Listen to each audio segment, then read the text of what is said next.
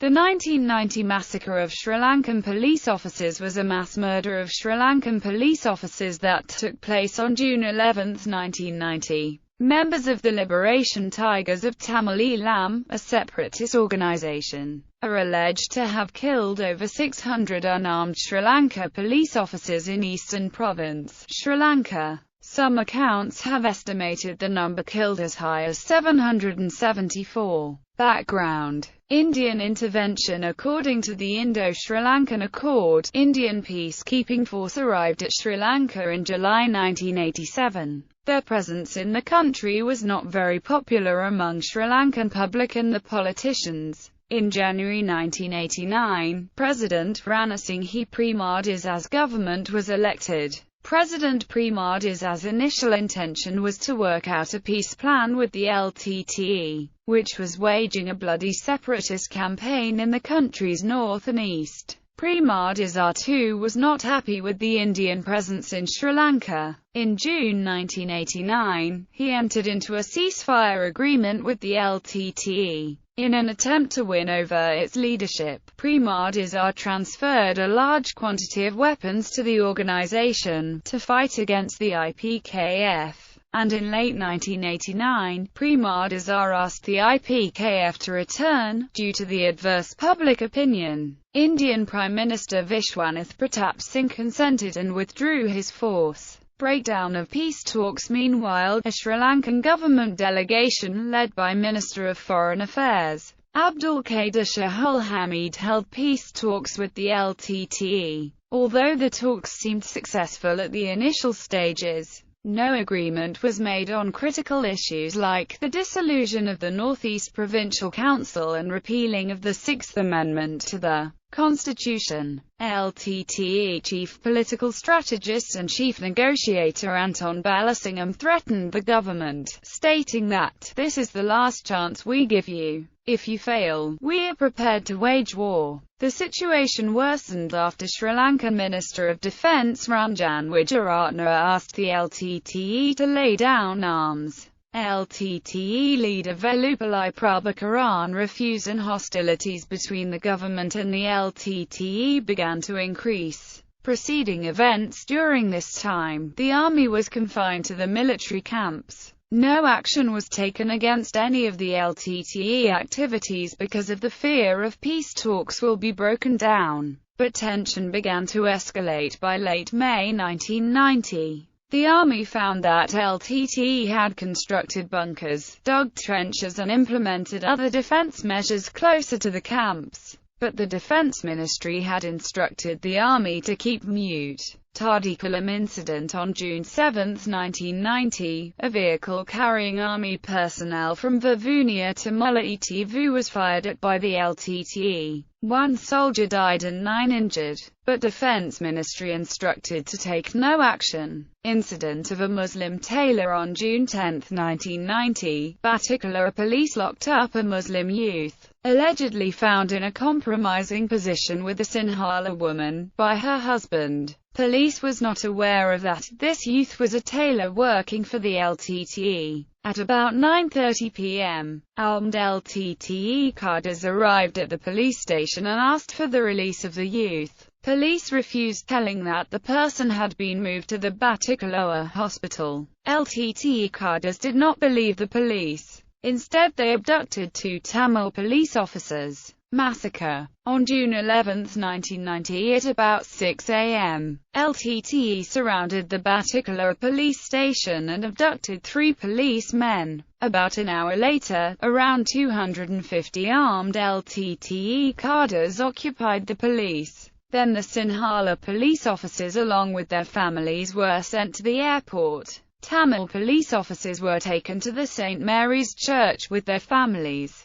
The acting officer in charge and 4 other policemen were detained. LTTE also removed Rs. 45 million in cash, gold jewelry, 109 T-56 rifles, 77 T-84S rifles, 28 light machine guns, 29 self-loading rifles, 65 submachine guns, 78 303 rifles and 78 80 Saudi riyals guns from the police station. LTTE ordered all police stations in Eastern Province to be vacated by 2:30 p.m. or face the consequences. Inspector General Ernest Pereira also instructed the police officers to surrender, at the request of President Rana Singh Premadisar. Police officers laid down their arms after being promised safe conducts and subsequent release. Then the Sinhalese officers were sent to the Army or Air Force camps while Tamil officers were accommodated at schools. Meanwhile, the LTTE abducted 899 officers. About 125 were able to escape. Prisoners were taken to the Vinayagapuram and Trincomalee jungles. Once they had arrived, the LTTE cadres lined up to the officers, tied their hands behind their backs and shot them dead. In all, 600 to 774 police officers died. But not all the officers complied at once. Ivan Botaju, who was the OIC of Kalmunai police station, refused to surrender and kept on fighting with the LTTE from 3 p.m. to 6 p.m. He protested, insisting that they would be tortured if not killed if they surrendered. Within that period, he continuously requested for air support and artillery support but was denied. At about 5:20 p.m., the IGP personally contacted Botaju, ordered to stop fire and surrender. When they had laid down their arms, LTTE took over and all communications with the Colombo police headquarters were lost. Then the LTTE cadres took them to the Tirukaville jungles and executed.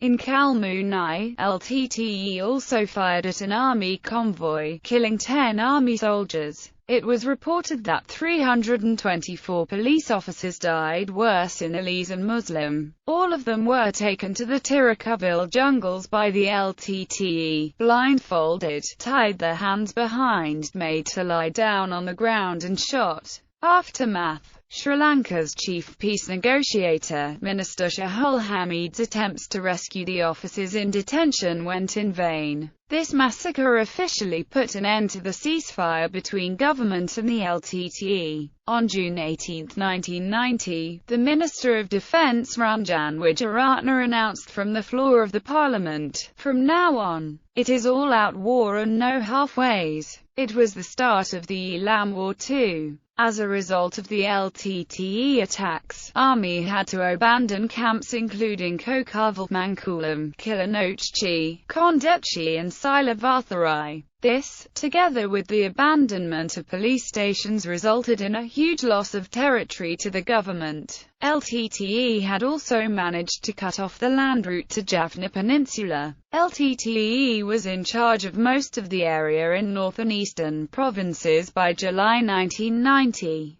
Before this incident, LTTE had no conventional fighting capabilities. During Elam War I, LTTE was merely a guerrilla outfit. At the time of this massacre, LTTE's peace delegation comprising Jude, an LTTE communication specialist, and 2 military wing cadres were at Hilton Hotel, Colombo. Then they were moved to a military camp at Kalutara, under heavy security of Special Task Force. They were returned to the LTTE few days later without any harm. According to Major General Sarath Munasinghe's book, A Soldier's Version, the LTTE radio operator, Jude, had a message from Prabhakaran: "Whatever happens, ensure that the money offered is brought with you."